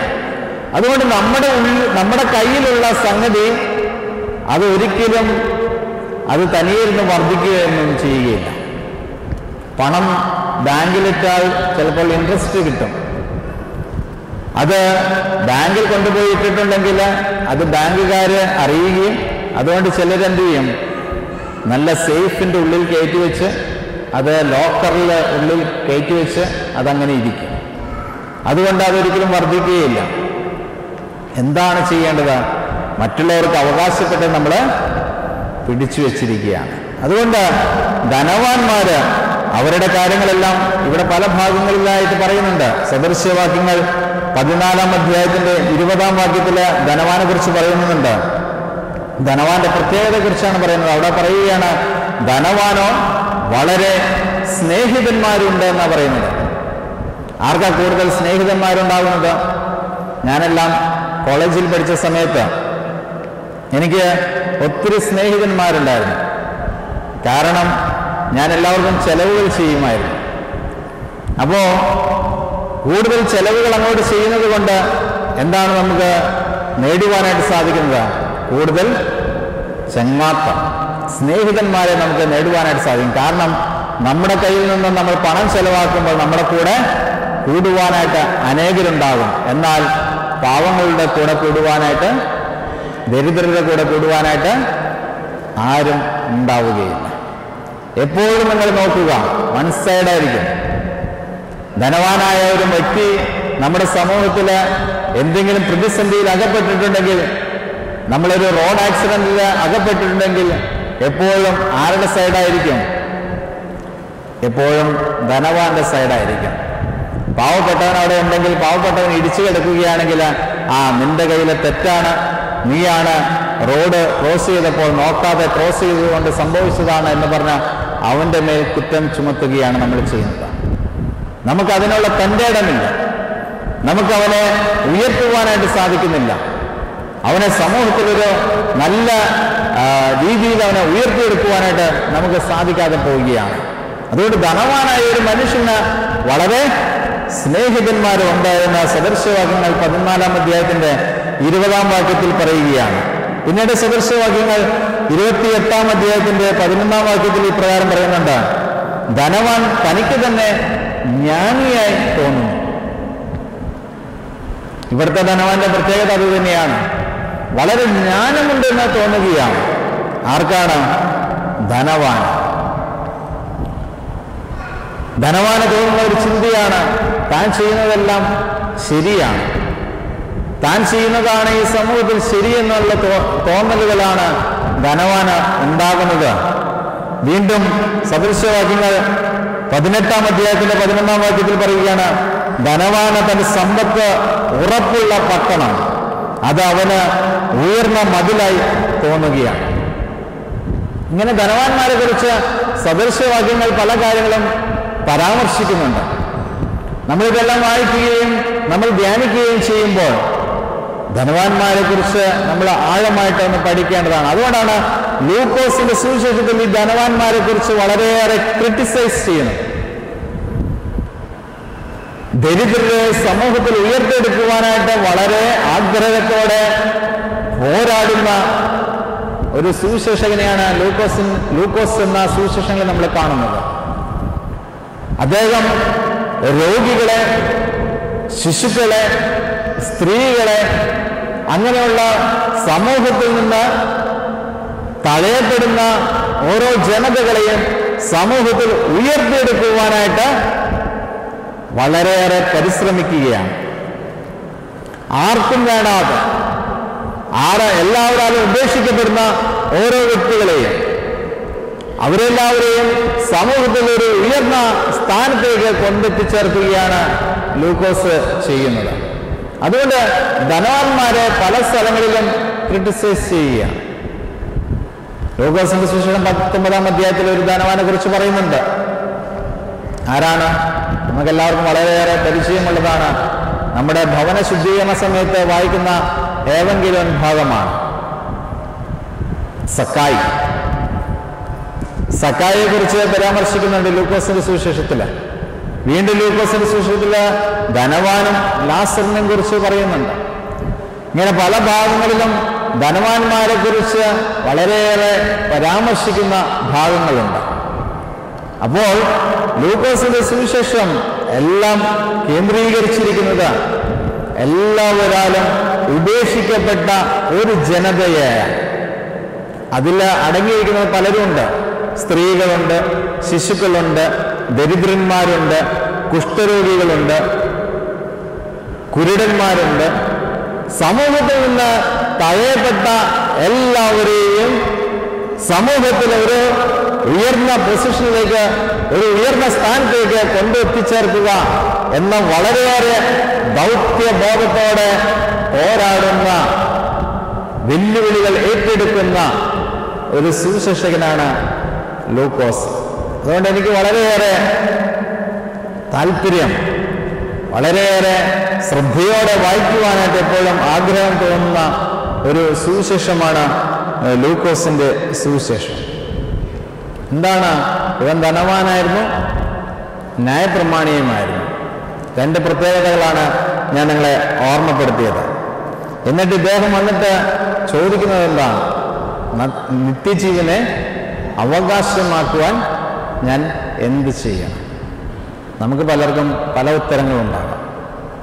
നിത്യജീവൻ അവകാശമാക്കുവാൻ എന്ത് ചെയ്യണമെന്ന് ചോദിക്കുമ്പോൾ നമുക്ക് പലർക്കും പല അഭിപ്രായങ്ങളുണ്ടായേക്കാം. എന്താണ് ഇവൻ പറയുന്നത്? നല്ല ഗുരു. അവിടെ പ്രത്യേകമായിട്ട് ശ്രദ്ധിക്കേണ്ട ഒരു കാര്യമുണ്ട്. അപ്പം വന്നിട്ട് ചോദിക്കുകയല്ല, ഞാൻ നിത്യജീവൻ പ്രാപിക്കാനായിട്ട് എന്ത് ചെയ്യണമെന്നല്ല ചോദിക്കുന്നത്. നല്ല ഗുരു. ആദ്യം തന്നെ ശരിക്കൊരു മുഖസ്തുതിയോടെയാണ് ക്രിസ്തുവിൻ്റെ അടുക്കിലേക്ക് അവൻ കടന്നു ചെല്ലുന്നത്. നല്ലവനായ ഗുരു. നല്ലവൻ എന്ന് വിളിക്കുന്നത് എന്ത് എന്ന് ചോദിക്കുകയാണ്. ശരിക്കും ഗുരു എന്ന് പറയുമ്പോൾ ആ വാക്കിനൊരു ജീവനുണ്ട്. ഗുരു ശിഷ്യ ബന്ധം എന്ന് പറയുമ്പോൾ തന്നെ അതിന് വളരെയേറെ ഒരു ബന്ധമുണ്ട്. അധ്യാപകനും കുട്ടികളെന്നും പറയുന്നതിനേക്കാൾ കുറച്ചുകൂടി ആഴമായ രണ്ട് വാക്കുകളാണ് ഗുരു ശിഷ്യനും. പഴയകാലത്ത് ഗുരുകുല വിദ്യാഭ്യാസം നിങ്ങൾ കേട്ടിട്ടുണ്ടായിരുന്നു. ഗുരു അല്പം പൊങ്ങിയിരിക്കുന്ന അല്ലെങ്കിൽ നടുക്കിരിക്കും, എന്നിട്ട് ശിഷ്യന്മാർ അതിന് ചുറ്റും വന്നിരിക്കും. ഗുരു ഓരോ കാര്യങ്ങളും തൻ്റെ വായാൽ ഓരോ കാര്യങ്ങളും അവർക്ക് നൽകിക്കൊണ്ടിരിക്കും. അതെല്ലാം ശിഷ്യന്മാരെന്ത് ചെയ്യും? പഴയ കാലത്താണെങ്കിൽ ചിലപ്പോൾ ഓലയിൽ അതെല്ലാം കുറിച്ചെടുക്കും. ഓലയിൽ കുറിച്ചെടുക്കുന്നതിനേക്കാൾ ഉപരിയായി അവർ തങ്ങളുടെ മനസ്സിൽ അത് കുറിച്ചെടുക്കും. എന്നിട്ട് ഈ ഗുരുവിൻ്റെ കൂടെ താമസിക്കുകയാണ്. അവർ ആ പഠനം കഴിയുമ്പോൾ അവർ രണ്ടുപേരും രണ്ട് ദിശയിലേക്ക് തിരിച്ചു പോവുകയല്ല ചെയ്യുന്നത്. ഗുരുവിനോട് കൂടെ താമസിച്ച് അവിടെ വിദ്യാഭ്യാസം പൂർത്തീകരിക്കുകയാണ്. അപ്പോൾ ഗുരു എന്ന് പറയുമ്പോൾ ശരിക്കും അവിടെ ദൈവത്തിൻ്റെ പ്രതീകമാണ്. കാര്യം ഗുരുവിൽ നിന്നാണ് ശിഷ്യൻ പഠിക്കുന്നത്. ഈ ശിഷ്യൻ വീണ്ടും ഗുരുവാകുന്നു. ആ ഗുരുവിൽ നിന്ന് അടുത്ത ശിഷ്യഗണം പഠിക്കുകയാണ്. അങ്ങനെ ഗുരു ശിഷ്യ ബന്ധം എന്ന് പറയുമ്പോൾ വളരെയേറെ എന്താണ്, അതിന് ആഴമായ അർത്ഥമുണ്ട്.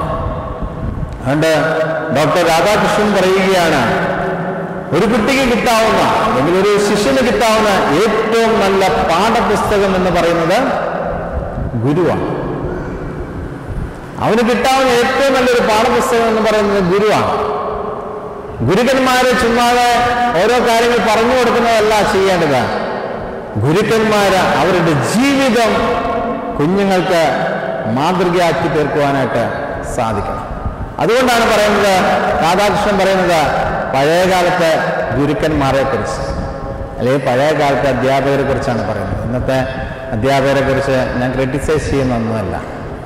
എല്ലാ ഗണത്തിലുമുണ്ട് ഓരോ കളകൾ. അത് ഏത് എടുത്താലും, അത് അധ്യാപകരുടെ ആയാലും ഡോക്ടർമാരുടെ ആയാലും എഞ്ചിനീയർമാരുടെ ആയാലും പുരോഹിതന്മാരുടെ ആയാലും ഏത് ഒരു ഗണങ്ങൾ എടുത്തിട്ടുണ്ടെങ്കിൽ അതിൽ ചില കളകളുണ്ട്. അതുകൊണ്ട് അത് ആ സമൂഹത്തിനെ മൊത്തം ബാധിക്കുക. ആ സമൂഹത്തിനെ മൊത്തം ബാധിക്കുക. എന്താണ് ഇവിടെ സംഭവിക്കുന്നത്? നല്ലവനായ ഗുരു മുഖസ്തുതി ഒരു വ്യക്തിയുടെ അടുക്കിലേക്ക് നമ്മൾ ചില തെറ്റുകളെല്ലാം ചെയ്തു കഴിയുമ്പോൾ എങ്ങനെയാണ് തെറ്റിൽ നിന്ന് പതുക്കൊന്ന് മാറ്റിയെടുക്കുവാനായിട്ട് സാധിക്കുന്നതെന്ന് ഒരു അധ്യാപകന്റെ അടുത്ത് നമ്മൾ എന്തെങ്കിലും തെറ്റ് ചെയ്തിട്ടുണ്ടെങ്കിൽ ആ അധ്യാപകന്റെ അടുത്ത് നമ്മൾ ചെല്ലുമ്പോൾ അധ്യാപകനെ പതുക്കൊന്ന് പതപ്പിക്കും, സോപ്പിടും. എന്നിട്ടാണ് അധ്യാപകന്റെ അടുത്തേക്ക് കടന്നു ചെല്ലുള്ളൂ. കാരണം അടി കിട്ടാതെ കാര്യങ്ങൾ അതൊന്ന് സോൾവ് ചെയ്യണം. അപ്പോൾ ആ തരത്തിലായിരിക്കാം ഒരുപക്ഷെ ഈ ന്യായപ്രമാണി യേശുവിൻ്റെ അടുക്കിലേക്കും കടന്നു ചെല്ലുന്നത്. അപ്പോൾ യേശു തമ്പുരാൻ ആദ്യം ഒരു വാണിംഗ് കൊടുക്കുകയാണ്. എന്താണ് വാണിംഗ് കൊടുത്തത്? നീ എന്തിനാ എന്നെ നല്ലവനെന്ന് വിളിക്കുന്നത്? നീ എന്തിനാ എന്നെ നല്ലവനെന്ന് വിളിക്കുന്നത്? ഞാൻ നല്ലവനൊന്നുമല്ല. നല്ലവനാരാ? ഒരേ ഒരാളുള്ളൂ, അത് ദൈവമാണ്. അത് ദൈവമാണ്. പിന്നെ നീ എന്തിനാ എന്നെ നല്ലവനെന്ന് വിളിക്കുന്നത്? ഞാൻ നല്ലവനൊന്നുമല്ല എന്നുള്ള അർത്ഥത്തിലാണ് പറയുന്നത് ക്രിസ്തു. അങ്ങനെ ഒരു അർത്ഥത്തിലൊന്നല്ല. ഞാൻ നല്ലവനാണോ അല്ലയോ എന്നതല്ല അവിടുത്തെ പ്രശ്നം. എന്നേക്കാൾ ഏറെയായിട്ട് ഒരാള്, എൻ്റെ മുകളിൽ ഒരാളുണ്ട്, അദ്ദേഹമാണ് എപ്പോഴും നല്ലവൻ. അവനെ നീ നല്ലവൻ എന്ന് വിളിച്ചാൽ മതി. അപ്പൊ നല്ലവൻ അവൻ മാത്രമാണുള്ളത്. ദൈവം ഒരുവനല്ലാതെ ആരും നല്ലവനില്ല.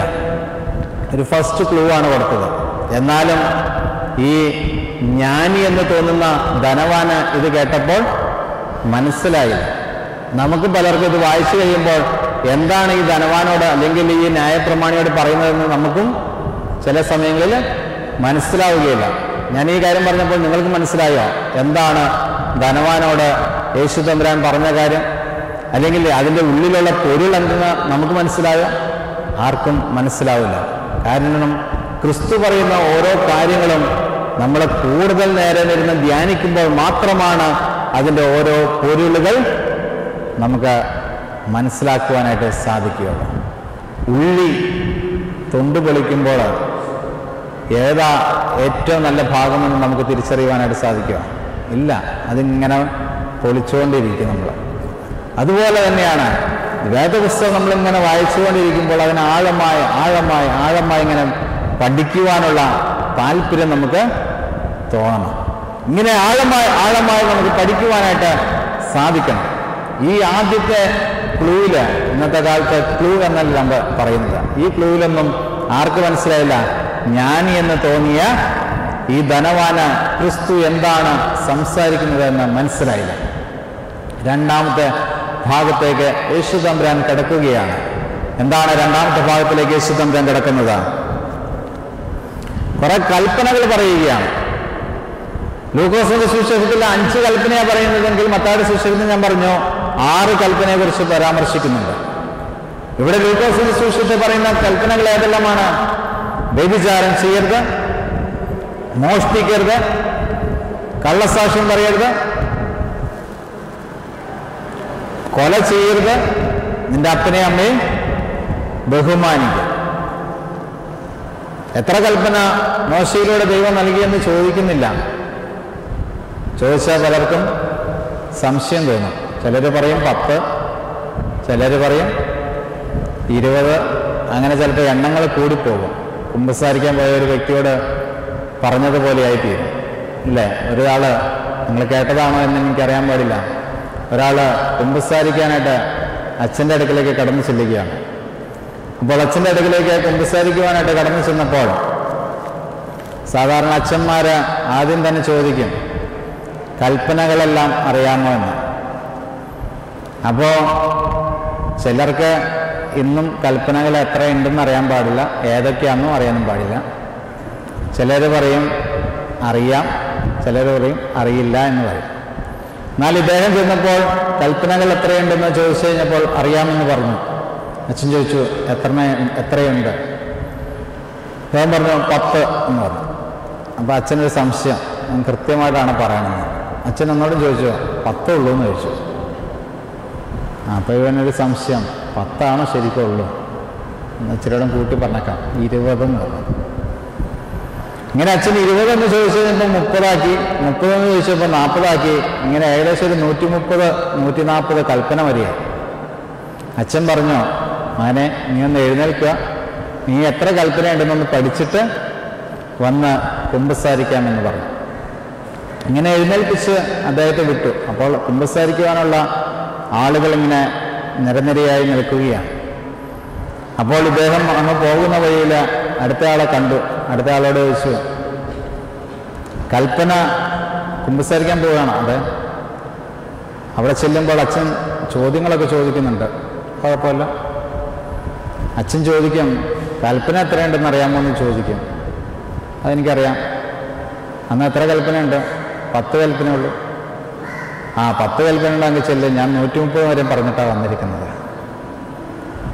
10 കൽപ്പനയോട് നമ്മൾ ചെന്നിട്ടൊന്നും കാര്യമില്ല. 130 കൽപ്പന ഞാൻ പറഞ്ഞിട്ടും അച്ഛൻ എന്നെ എഴുന്നേൽപ്പിച്ചു വിട്ടു. സത്യത്തിൽ നമുക്ക് കൽപ്പന എത്രയുണ്ട്, എന്തൊക്കെയാണ് പാപം, എവിടെയൊക്കെയാണ് നമ്മൾ പാപം ചെയ്യുന്നത് എന്നൊന്നും നമുക്ക് കൃത്യമായ ഒരു ജ്ഞാനമൊന്നുമില്ല. എന്താണ് 10 കൽപ്പനകളെ മോശയിലൂടെ നൽകിയിരിക്കുന്നത്? ആ 10 കൽപ്പന നമുക്കൊന്ന് ഡിവൈഡ് ചെയ്യാം. ആദ്യ 4 കൽപ്പനകൾ എന്ന് പറയുന്നത് ദൈവവും മനുഷ്യനും തമ്മിലുള്ള ബന്ധത്തെക്കുറിച്ചാണ്. ആദ്യ 4 കൽപ്പനകൾ എന്ന് പറയുന്നത് ദൈവവും മനുഷ്യനുമായിട്ടുള്ള ബന്ധത്തെക്കുറിച്ചാണെങ്കിൽ പിന്നീട് വരുന്ന 6 കൽപ്പനകൾ എന്ന് പറയുന്നത് മനുഷ്യനുമായുള്ള ബന്ധത്തെ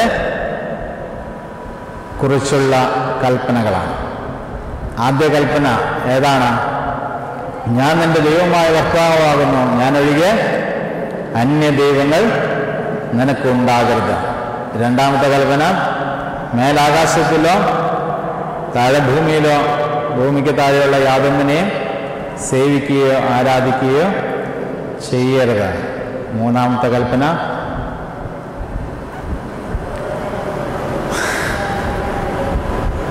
രണ്ട് കൽപ്പനയിൽ അവസാനിച്ചു. എൻ്റെ കൂട്ടുകാരനെ നിന്നെപ്പോലെ തന്നെ സ്നേഹിക്കുകയാണ് മൂന്നാമത്തെ കൽപ്പന. ഏതാ മൂന്നാമത്തെ കൽപ്പന?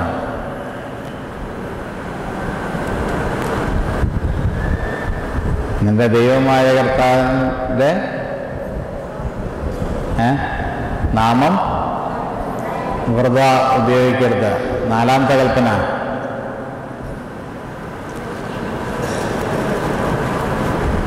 ഇനി കുമ്പസാരിക്കാൻ, ഇനി എല്ലാ അച്ഛന്മാരോട് പറയണം, കുമ്പസാരിക്കാൻ ചെല്ലുമ്പോൾ കൽപ്പന 10 കൽപ്പനയും പറയിപ്പിച്ചിട്ടാ കുമ്പസാരിപ്പിക്കാമോ എന്ന് പറയണം.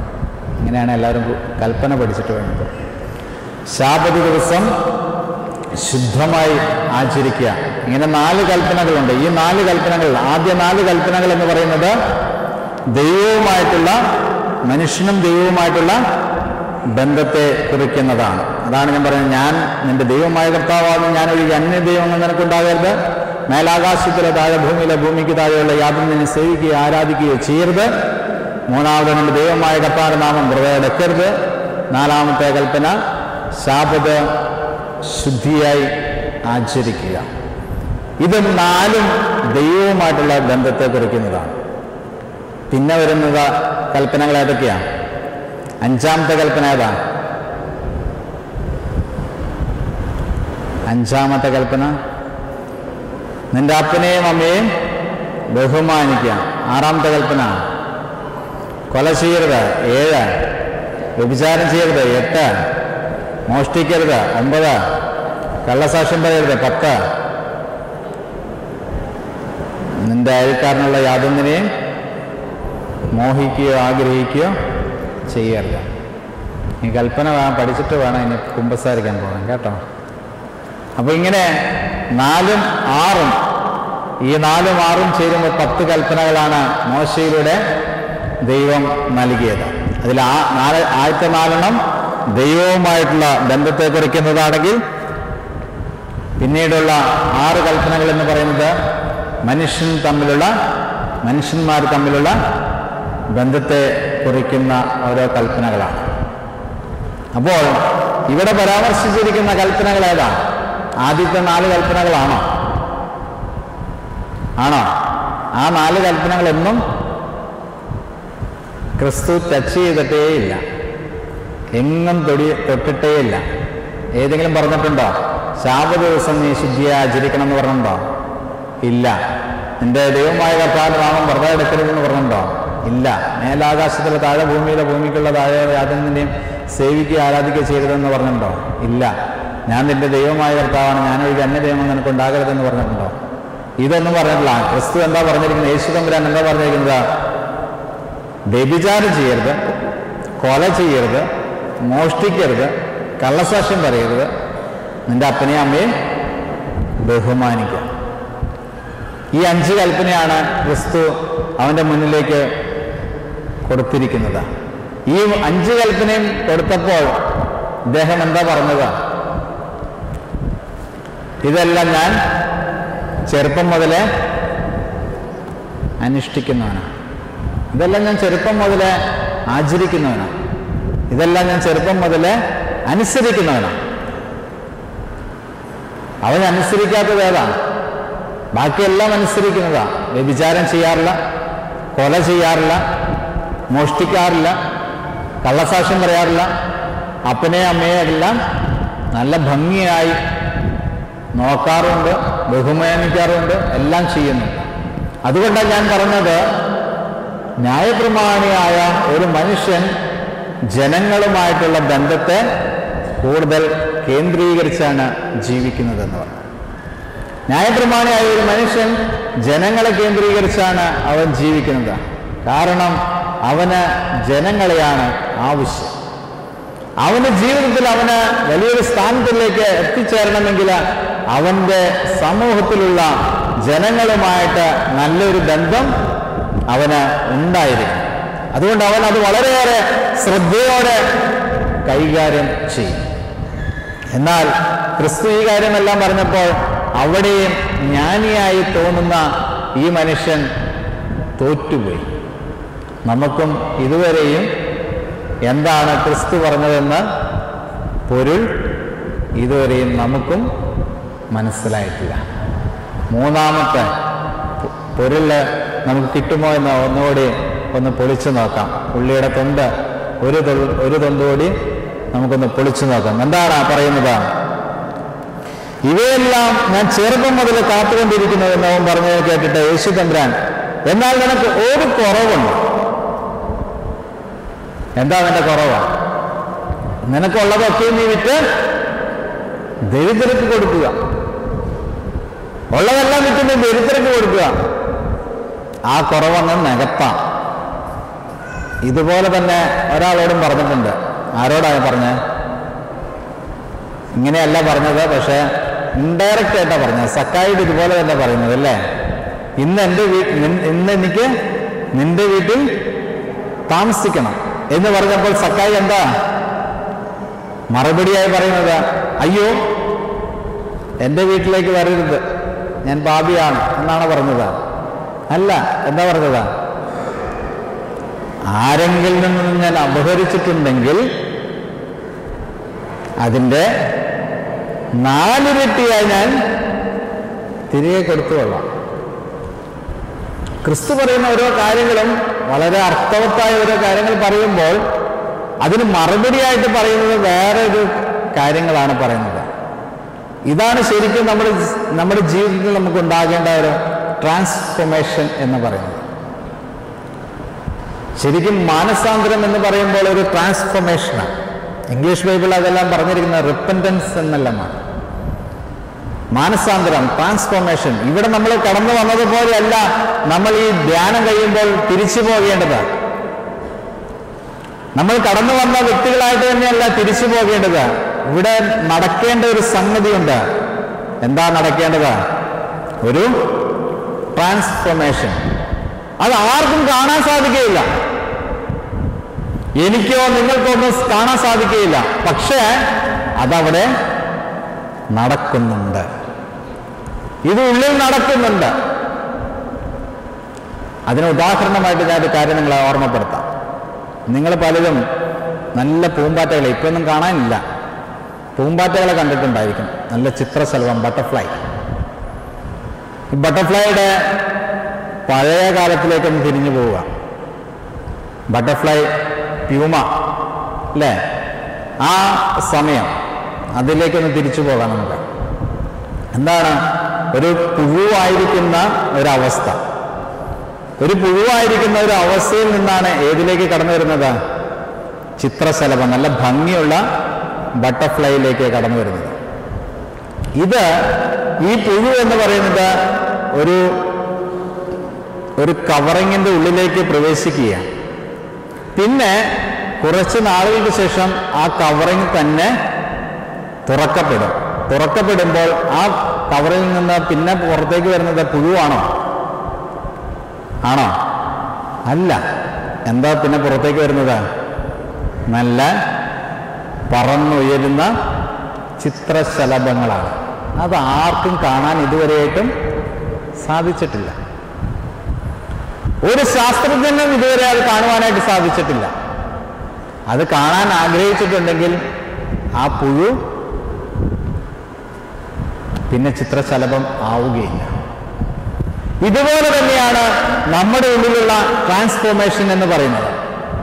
ആഴമായ വചനങ്ങൾ നമ്മുടെ ഉള്ളിലേക്ക് കടന്നു വരുമ്പോൾ നമ്മുടെ ഉള്ളിൽ നടക്കുന്ന ആരും കാണാത്ത ഒരു സംഗതിയാണ് ഈ രൂപാന്തരം എന്ന് പറയുന്നത്, ഈ മാനസാന്തരം എന്ന് പറയുന്നത്. ഈ മാനസാന്തര അനുഭവത്തിലേക്ക് നമ്മൾ പ്രവേശിക്കുകയാണ്. ഇപ്പൊ ദൈവവചനം എന്ന് പറയുന്നത് നമുക്ക് ഓരോരുത്തർക്കും ജീവൻ നൽകുന്നത്. അതുകൊണ്ടാണ് ക്രിസ്തു പറയുന്നത്, യോഹന്നാന്റെ സുവിശേഷം 10-ാം അധ്യായത്തിന്റെ 10-ാം വാക്യത്തിൽ പറയുകയാണ്, ഞാൻ വന്നിരിക്കുന്നത് ജീവൻ നൽകുവാനും അത് സമൃദ്ധിയായി നൽകുവാനുമാണ്. ഞാൻ വെറുതെ അല്ല വന്നിരിക്കുന്നത്, ഞാൻ നിനക്ക് ജീവൻ നൽകുവാൻ വേണ്ടിയാണ് വന്നിരിക്കുന്നത്. അത് വെറും ജീവനല്ല, അത് വീണ്ടും പറയുകയാണ് സമൃദ്ധിയായ ജീവനാണ്. നീ ഉദ്ദേശിക്കുന്നതിനേക്കാൾ അധികമായാണ് ഞാൻ നിനക്ക് ജീവൻ നൽകുന്നത്. നീ ഒരു കാര്യം മാത്രം ചെയ്യണം. നീ ചെയ്യേണ്ട കാര്യം എന്താ? ഞാൻ പറയുന്ന കാര്യങ്ങൾ അനുസരിക്കണം. ഞാൻ പറയുന്ന ചെറിയ ചെറിയ കാര്യങ്ങൾ നീ അനുസരിച്ചാൽ നിനക്ക് ജീവൻ ലഭിക്കും. നിത്യജീവനിലേക്ക് നിനക്ക് പ്രവേശിക്കുവാനായിട്ട് സാധിക്കും. എവർ ലാസ്റ്റിംഗ് ലൈഫിലേക്ക് നിനക്ക് പ്രവേശിക്കുവാനായിട്ട് സാധിക്കും. ഇറ്റേണൽ ലൈഫിലേക്ക് നിനക്ക് പ്രവേശിക്കുവാനായിട്ട് സാധിക്കുമെന്ന് കർത്താവ് ഓർമ്മപ്പെടുത്തുകയാണ്. അതുകൊണ്ട് ഇന്ന് പറയുന്ന ഒരു കാര്യം എന്ന് പറയുന്നത്, ഒരു കുറവ് നിനക്കുണ്ട്. ആ ഒരു കുറവ് നീ നികത്തിയിട്ടുണ്ടെങ്കിൽ നിനക്ക് ഏതിലേക്ക് പ്രവേശിക്കാം? നിത്യ ജീവനിലേക്ക് പ്രവേശിക്കാം. അതിന് നീ തയ്യാറാണ്. നമ്മളോരോരുത്തരും തയ്യാറാണ്. ഇനി പറയാൻ പോകുന്ന ആ ഒരു കുറവ് എടുത്തു മാറ്റുവാനായിട്ട് നമ്മൾ ഓരോരുത്തരും തയ്യാറാണ്. അത് നമ്മൾ പരിശോധിച്ചാൽ മാത്രം മതി. ആ ഒരു കുറവ് നികത്തുവാനായിട്ട് ഞാനും നിങ്ങളും തയ്യാറാണെങ്കിൽ നമുക്ക് എവിടെ പ്രവേശിക്കുവാനായിട്ട് സാധിക്കും? നിത്യ ജീവനിലേക്ക് നമുക്ക് പ്രവേശിക്കുവാനായിട്ട് സാധിക്കും. അതെ, ആ ഒരു കുറവിലേക്ക് നമുക്ക് കടന്നു ചെല്ലാം. എന്താണ് ഇവനോട് പറഞ്ഞ ഒരു കുറവ്? ഇവനോട് പറഞ്ഞ കുറവെന്താ? നിനക്കുള്ളതൊക്കെയും നീ വിറ്റ് ദരിദ്രന്മാർക്കായിട്ട് പകുത്തു കൊടുക്കുക. പകുത്തു കൊടുക്കുക, ഷെയർ ചെയ്യുക. നിനക്കുള്ളതൊക്കെയും നീ വിറ്റിട്ട് എന്ത് ചെയ്യണം? പാവങ്ങൾക്ക് നീ കുറച്ച് കുറച്ച് പങ്കുവെച്ച് കൊടുക്കുവാനായിട്ട് പറഞ്ഞു. എന്താണ് ഇവിടെ കർത്താവ് പറഞ്ഞതിൻ്റെ ആഴമായ അർത്ഥം? ഉള്ളതെല്ലാം വിൽക്കാമെന്നാണോ കർത്താവ് പറഞ്ഞിരിക്കുന്നത്? ഉള്ളതെല്ലാം വിറ്റ് ദരിദ്രന്മാർക്ക് കൊടുക്കുവാനായിട്ട് പറഞ്ഞിരിക്കുന്നത്? ഒരു പക്ഷെ ആയിരിക്കാം. പക്ഷെ ഇന്നത്തെ സാഹചര്യത്തിൽ എല്ലാം വിറ്റുപറക്കി മറ്റുള്ളവന് കൊടുക്കാനായിട്ട്, ഒരു കുടുംബമായിട്ട് ജീവിക്കുന്ന വ്യക്തികൾ എല്ലാം വിറ്റ് കൊടുക്കുവാനായിട്ട് പറഞ്ഞിട്ടുണ്ടെങ്കിൽ ആ കുടുംബം എങ്ങനെ ജീവിക്കും? അതാണ് യഥാർത്ഥത്തിൽ ക്രിസ്തു പറയുന്നത്. എന്താ ക്രിസ്തു പറയുന്നത്? നിനക്കുള്ളതൊക്കെയും വിൽക്കാൻ പറയുന്നത്. ക്രിസ്തു പറയുന്നത് വേറെ ഒന്നുമില്ല. ഞാൻ പറഞ്ഞു, ആദ്യത്തെ ക്ലൂ കൊടുത്തപ്പോഴും ഈ ജ്ഞാനിയായ ധനവാൻ അത് മനസ്സിലായില്ല. രണ്ടാമത്തെ ക്ലൂ കൊടുത്തിട്ടും ജ്ഞാനിയായ ധനവാന് മനസ്സിലായില്ല. എന്നാൽ മൂന്നാമത്തെ കാര്യങ്ങൾ പറഞ്ഞപ്പോൾ ഏകദേശം ഇവന് മനസ്സിലായി കാണും. അതുകൊണ്ടാലോ ഇവൻ എന്ത് ചെയ്തതാണ്? 3 പ്രാവശ്യം മൂന്നാമത്തെ കാര്യങ്ങൾ പറഞ്ഞപ്പോൾ ഇവൻ എന്ത് ചെയ്തു?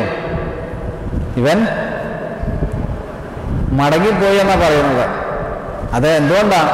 കാര്യങ്ങൾ പറഞ്ഞത് അവസാനത്തെ കാര്യം പറഞ്ഞപ്പോൾ, അവളൊക്കെ വിറ്റ് കൊടുക്കാൻ പറഞ്ഞു കഴിഞ്ഞപ്പോൾ അവന് മനസ്സിലായി, ഇനി ഇവിടെ നിന്നിട്ട് നിത്യജീവനൊന്നും കിട്ടില്ല. ഇനി കിട്ടിയ ജീവനം കൊണ്ട് പോയേക്കാം. നമ്മളിങ്ങനെയാണ്. ഏതായാലും വലിയ കാര്യങ്ങളൊന്നും ഇനി വലിയ ഇവിടെ നടക്കാനൊന്നുമില്ല, ഏതാണ്ടൊക്കെ കിട്ടി, അതുകൊണ്ടൊക്കെ പോയേക്കാം. ഇതെല്ലാം ക്രിസ്തുവിൻ്റെ ആഴമായ പഠിപ്പീര് എന്ന് പറയുന്നത്. ക്രിസ്തു ആഴമായിട്ട് അവനോട് സംസാരിക്കുകയാണ്. നിനക്കൊരു കുറവുണ്ടോ? ഇവിടെ ഇരിക്കുന്നവർക്ക് ഓരോ കുറവുകളുണ്ട്. ആ കുറവ് എന്തെന്ന് നമ്മൾ തിരിച്ചറിഞ്ഞുകൊണ്ട് ഈ 2013 അവസാനിക്കുമ്പോൾ 2014 പ്രവേശിക്കുമ്പോൾ ഏത് ആവശ്യങ്ങളാണ് നമ്മൾ മാറ്റേണ്ടത്, ഏത് പാപമാണോ നമ്മളിൽ നിന്ന് മാറ്റേണ്ടത്, ഏതെല്ലാം ദുശ്ചിന്തകളാണ് നമ്മളിൽ നിന്ന് മാറ്റേണ്ടത്, അത് നീ മാറ്റുകയാണെങ്കിൽ നിനക്ക് 2014 നിത്യജീവനിലേക്ക് പ്രവേശിക്കാമെന്നാണ് യേശു തമ്പുരാൻ പറയുന്നത്. സാധിക്കുമോ? നമുക്ക് ഓരോരുത്തർക്കും സാധിക്കുമോ? 2014 പ്രവേശിക്കുമ്പോൾ എനിക്ക് നിത്യജീവനിലേക്ക് പ്രവേശിക്കണം, എനിക്ക് ക്രിസ്തുവുമായിട്ട് കൂടുതലായിട്ട് അടുത്ത് നിൽക്കണം, ദൈവവുമായിട്ട് ആഴമായ ബന്ധം എന്നിലുണ്ടാകണം. ഇങ്ങനെയുള്ള ആത്മാർത്ഥമായ പ്രാർത്ഥനയോടെയാണോ നമ്മൾ ഇവിടെ കടന്നു വന്നിരിക്കുന്നത്? അങ്ങനെ ആത്മാർത്ഥമായ പ്രാർത്ഥനയോടെ, ആത്മാർത്ഥമായ ആഗ്രഹത്തോടെ നമ്മൾ കടന്നു വന്നിട്ടുണ്ടെങ്കിൽ തീർച്ചയായിട്ടും നമുക്ക് അതിൻ്റെ പകുതിയെങ്കിലും എത്തിച്ചേരുവാനായിട്ട് സാധിക്കും. അതിൻ്റെ പകുതിയെങ്കിലും നമുക്ക് എത്തിച്ചേരുവാനായിട്ട് സാധിക്കും. നമ്മുടെ ആഗ്രഹത്തെ മാനിക്കുന്ന ഒരു കർത്താവാണ്. നാം ഓരോരുത്തരും ഒന്ന് ആഗ്രഹിച്ചാൽ മതി, ദൈവമേ എനിക്ക് നിന്നോട് കൂടുതലായിട്ട് അടുത്തിരിക്കണം, എനിക്ക് ചേർന്നിരിക്കണം. അതുകൊണ്ട് പിതാക്കന്മാരെല്ലാം പാടി പ്രാർത്ഥിക്കുന്നുണ്ട്, യേശുവോട് ചേർന്നിരിപ്പാൻ എത്ര മോദമേ. യേശുവിനോട് ചേർന്നിരിക്കുവാനായിട്ട് ഭയങ്കര ആഗ്രഹമാണ് എനിക്ക് യേശുവിനോട് ചേർന്നിരിക്കണം, അവനോട് ചേർന്നിരിക്കുവാനായിട്ട്, അവനോട് ചേർന്ന് വസിക്കുവാനായിട്ട്, അവൻ എന്നിലും ഞാൻ അവനിലും എന്നുള്ള രീതിയിൽ. അത് ഹൈലി തിയോളജിക്കലായിട്ട് യോഹന്നാൻ പറഞ്ഞിരിക്കുന്നത്. ഞാൻ അവനിലും അവൻ എന്നിലും തമ്മിലൊരിതാ. വെളിപാട് പുസ്തകത്തിൽ പറയുന്നുണ്ട് 3-ാം അധ്യായത്തിന് 20-ാം വാക്യത്തിൽ, ഞാൻ വാതിൽക്ക് വന്ന് മുട്ടുന്നു, ആരെങ്കിലും എൻ്റെ ശബ്ദം കേട്ട് വാതിൽ തുറന്നാൽ ഞാൻ അവനോടുകൂടെയും അവൻ എന്നോടുകൂടെയും അത്താഴം കഴിക്കുമെന്നാണ് പറഞ്ഞിരിക്കുന്നത്. എന്നാ വളരെയേറെ ജീവൻ നൽകുന്ന ഓരോ വാക്യങ്ങളാണ് വേദപുസ്തകത്തിൽ രേഖപ്പെടുത്തിയിരിക്കുന്നത്. ഓരോ വാക്യങ്ങൾ വായിക്കുമ്പോൾ അത് നമ്മൾ ആഴമായിട്ടൊന്ന് പഠിക്കുമ്പോൾ ദൈവവുമായിട്ടുള്ള ബന്ധം കൂടുതൽ നമുക്ക് ദൃഢപ്പെടുത്തുവാനായിട്ട് സാധിക്കും. നമ്മളിവിടെ ഇരുന്ന് ധ്യാനിക്കുമ്പോൾ നമ്മുടെ ഉള്ളിലുള്ള ആ ചിന്തകളെല്ലാം, പഴയ ചിന്തകളെല്ലാം മാറ്റി പുതിയ ചിന്തകൾ, പുതിയ ക്രിസ്തീയ ചിന്തകൾ, പുതിയ ക്രിസ്തുവിനെ അനുധാവനം ചെയ്യേണ്ട ചിന്തകൾ, അതെല്ലാം നമ്മെ ഭരിക്കണം. അതെല്ലാം ഭരിക്കുമ്പോഴാണ് ഒരു രൂപാന്തരം ഉണ്ടാകേണ്ടത്. മെറ്റമോർഫിസം എന്ന് പറയും അല്ലേ? പ്യൂമ, പുഴു, ആ ബട്ടർഫ്ലൈ ആകുന്ന ആ പ്രോസസ്സിനെ പറയുന്നതാണ് ഈ ട്രാൻസ്ഫോർമേഷൻ. ആ ട്രാൻസ്ഫോർമേഷൻ നമ്മളിൽ ഉളവാകുവാനായിട്ട് നമുക്ക് സാധിക്കേണ്ടതാണ്. എന്താണ് ക്രിസ്തു ഇവനോട് പറഞ്ഞ അവസാനത്തെ കാര്യമെന്ന് നമ്മളൊന്ന് പഠിക്കുക. ക്രിസ്തു അദ്ദേഹത്തോട് പറയുകയാണ്, ഒരു കുറവുണ്ട്, അത് നീ നികത്തുകയാണെങ്കിൽ നിനക്ക് നിത്യജീവനിലേക്ക് പ്രവേശിക്കാം, എല്ലാം വിറ്റ് ദരിദ്രന്മാർക്ക് നീ കൊടുക്കുക. ക്രിസ്തു പറഞ്ഞതിൻ്റെ അർത്ഥം വേറെ ഒന്നുമല്ല, ഇവൻ്റെ ദൈവം എന്ന് പറയുന്നത് ആരായിരുന്നു? ഇവൻ്റെ ദൈവം എന്ന് പറയുന്നത് ധനമായിരുന്നു. നമ്മുടെ പലരുടെയും ദൈവം പലതുമാണ്. എൻ്റെ ദൈവം ചിലപ്പോൾ ധനമായിരിക്കാം, ചിലപ്പോൾ എൻ്റെ ദൈവം എൻ്റെ മക്കളായിരിക്കാം, ചിലപ്പോൾ എൻ്റെ ദൈവം എൻ്റെ മാതാപിതാക്കളായിരിക്കാം, ചിലപ്പോൾ എൻ്റെ ദൈവം എനിക്കുള്ള സമ്പത്തായിരിക്കാം, ചിലപ്പോൾ എൻ്റെ ദൈവം സ്വർണമായിരിക്കാം. ഏതാണോ എൻ്റെ ദൈവം, അല്ലെങ്കിൽ ദൈവത്തോടൊപ്പം നീ സ്ഥാനം നൽകിയിരിക്കുന്നത്, ആ സ്ഥാനത്തെ നീ ഉപേക്ഷിച്ച് ആർക്ക് ആ സ്ഥാനം നൽകണം? ദൈവത്തിന് ഒന്നാം സ്ഥാനം നൽകണം. അതാണ് ഇവിടെ ക്രിസ്തു പറയുന്ന വലിയൊരു പൊരുൾ എന്ന് പറയുന്നത്. ക്രിസ്തു അതുകൊണ്ടാണ് ആദ്യത്തെ കൽപ്പനയെക്കുറിച്ച് പരാമർശിക്കാത്തത്. കാര്യം ഇവൻ്റെ ഉള്ളിലുള്ള പോരായ്മ അതാണ് എന്ന് ഇവന് നല്ലൊരു തിരിച്ചറിവ് നൽകണം. അതുകൊണ്ട് ആദ്യത്തെ 4 കൽപ്പനകളും യേശു തമ്പുരാനോട് പരാമർശിച്ചില്ല. ബാക്കിയുള്ള കൽപ്പനകൾ മനുഷ്യനുമായിട്ടുള്ള ബന്ധത്തെക്കുറിച്ച് പറഞ്ഞു. അതുകൊണ്ടാണ് ഞാൻ പറഞ്ഞത്, ന്യായപ്രമാണികളായ ഓരോ വ്യക്തികളും, പ്രമാണികളായിട്ട് നടക്കുന്ന ഓരോ വ്യക്തികൾക്കും ദൈവവുമായിട്ടുള്ള ബന്ധം കുറവായിരിക്കും, എന്നാൽ മനുഷ്യരുമായിട്ടുള്ള ബന്ധം കൂടുതലായിരിക്കും. കാരണം അവരുടെ ആവശ്യങ്ങൾ നടക്കുവാനാണ് അവർ പ്രത്യേകമായിട്ട് താല്പര്യം കാണിക്കുന്നത്. സഹോദരങ്ങളെ, ഇവിടെ ഈ മനുഷ്യന് ദൈവം ധനമാണ്. ഇവന്റെ ധനമായിരുന്നു ദൈവമെങ്കിൽ നമുക്ക് ഓരോരുത്തർക്കും ദൈവമായിട്ട് നമ്മൾ കരുതുന്ന ഒത്തിരി ആളുകളുണ്ട്. ഇന്ന് ആത്മീയ ഗുരുക്കന്മാര് ദൈവമായിട്ട് കരുതുന്ന കൂട്ടായ്മകളുണ്ട്. ഇവിടെ നടക്കുന്ന ഓരോ വ്യക്തികളും ആ വ്യക്തികളെ പൂജിക്കുന്ന ഒത്തിരി കൂട്ടായ്മകളുണ്ട്. അതുപോലെ സ്വർണം, അതിനെ പൂജിക്കുന്ന ആളുകളുണ്ട്. എൻ്റെ സമ്പത്ത്, എൻ്റെ മക്കളെവിടെയെങ്കിലും പോകുമ്പോൾ അവരെക്കുറിച്ച് ടെൻഷൻ, മാതാപിതാക്കള്, ഇങ്ങനെ പലതും നമ്മെ ഭരിക്കുന്നുവെങ്കിൽ ദൈവത്തെക്കാൾ അധികമായി നിങ്ങൾ അവർക്ക് സ്ഥാനം നൽകുന്നുവെങ്കിൽ നിങ്ങൾ ശരിയായി ആരാധിക്കുന്നത് നിങ്ങളുടെ ജീവനുള്ള ദൈവത്തെയല്ല, മറിച്ച് ദൈവം നിങ്ങൾക്ക് നൽകിയിട്ടുള്ള ഓരോ വ്യക്തികളെയുമാണ് നിങ്ങൾ ആരാധിക്കുന്നത്. ഇവിടെ സൃഷ്ടാവിനെയാണ് നിങ്ങൾ ആരാധിക്കേണ്ടത്, സൃഷ്ടികളെ അല്ല ആരാധിക്കേണ്ടത്. സൃഷ്ടി എല്ലാം അവിടെ നിന്ന് നൽകുന്നതാണ്. ദൈവം നൽകുന്ന ഓരോ ദാനങ്ങളുമാണ് സൃഷ്ടികൾ. ആ സൃഷ്ടികളെല്ലാം നിങ്ങൾ ആരാധിക്കേണ്ടത് സൃഷ്ടാവിനെയാണ് നിങ്ങൾ ആരാധിക്കേണ്ടത്. ആ സൃഷ്ടാവിനാണ് നിങ്ങൾ ഒന്നാം സ്ഥാനം നൽകേണ്ടത്. ആ സൃഷ്ടാവിന് ഒന്നാം സ്ഥാനം നിങ്ങൾ നൽകുന്നില്ല എങ്കിൽ നിങ്ങളും ആരാണ്? കുറവുള്ള വ്യക്തികളാണ്. നിങ്ങൾക്കും കുറവുകളുണ്ട്, എനിക്കും നിങ്ങൾക്കും കുറവുകളുണ്ട്. അതുകൊണ്ട് സഹോദരങ്ങളെ, എവിടെയാണോ കുറവുകൾ, ഏതാണോ എൻ്റെ കുറവ്, എവിടെയാണോ ഞാൻ വഴിതെറ്റിപ്പോയത്, എവിടെയാണോ ഞാൻ തിരുത്തേണ്ടത്, ആ തിരുത്തേണ്ട സ്ഥാനം ഒന്ന് തിരുത്തിയിട്ടുണ്ടെങ്കിൽ തീർച്ചയായിട്ടും നമുക്ക് ഓരോരുത്തർക്കും നിത്യജീവനിലേക്ക് പ്രവേശിക്കുവാനായിട്ട് സാധിക്കും. കൽപ്പനകൾ, നിയമങ്ങൾ, ഇതെല്ലാം ദൈവം നൽകിയിരിക്കുന്നത് വെറുതെ അല്ല. നിയമങ്ങളും കൽപ്പനകളെല്ലാം ദൈവം നൽകിയിരിക്കുന്നത് വെറുതെ അല്ല. കാരണം അതിൻ്റെ ക്രക്സ് എന്ന് പറയുന്നത്, ഈ 10 കൽപ്പനകൾ ദൈവം നൽകിയിട്ടുണ്ടെങ്കിലും യേശു തമ്പുരാൻ പുതിയ നിയമത്തിലേക്ക് കടന്നു വരുമ്പോൾ അതിൻ്റെ ക്രക്സ് എടുക്കുന്നുണ്ട്, അല്ലേ? അതിൻ്റെ ആഴമായ ഒരു രൂപം എടുക്കുന്നുണ്ട്. എന്താണ്? 10 നിന്ന് എത്രയിലേക്കാണ് മാറുന്നത്? 10 കൽപ്പനകൾ പിന്നെ എത്രയാണ് ക്രോഡീകരിക്കുന്നത്? 2 കൽപ്പനയിലേക്ക് വരിക. ഏതൊക്കെയാ 2 കൽപ്പന?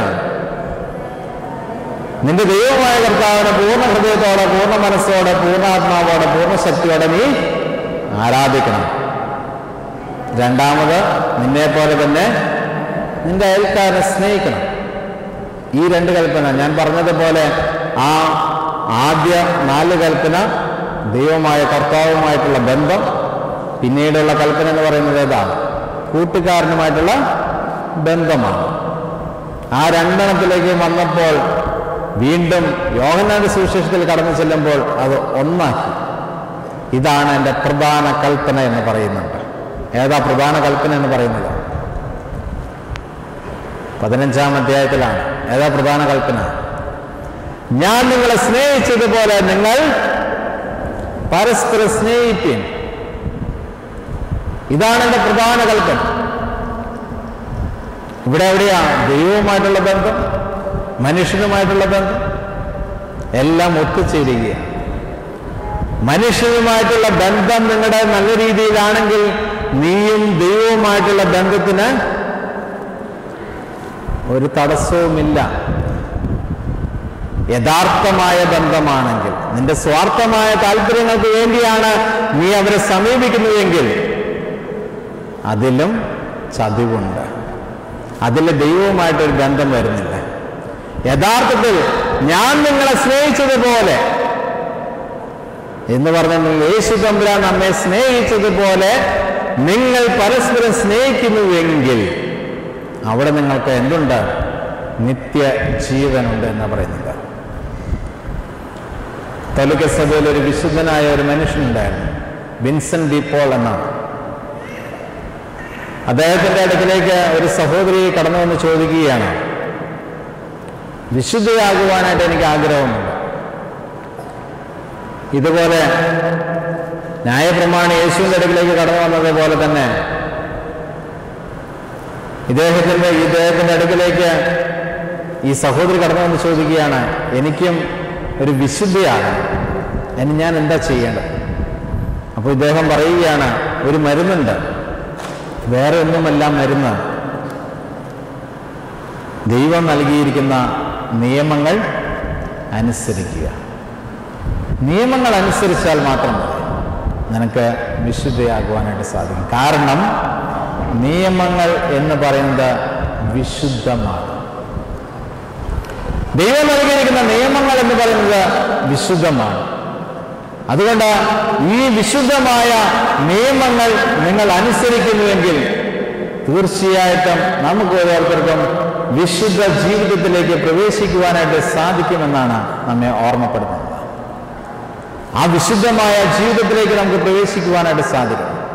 ഒരു വിശുദ്ധീകരണത്തിൻ്റെ ഒരു അവസ്ഥയാണ് ഇവിടെ നടക്കേണ്ടത്. ഒരു രൂപാന്തരമാണ് നടക്കേണ്ടത്.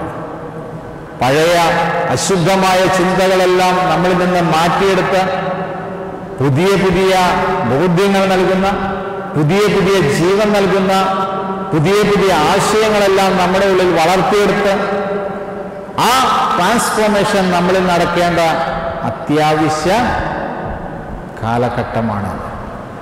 അത് ഇന്ന് അല്ലെങ്കിൽ നാളെ. ഒരു മെസ്സേജ് എനിക്ക് വന്നു. എന്തായിരുന്നു മെസ്സേജ്?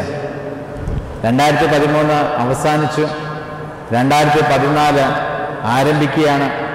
നമുക്ക് നല്ല നല്ല തീരുമാനങ്ങൾ എടുക്കാം.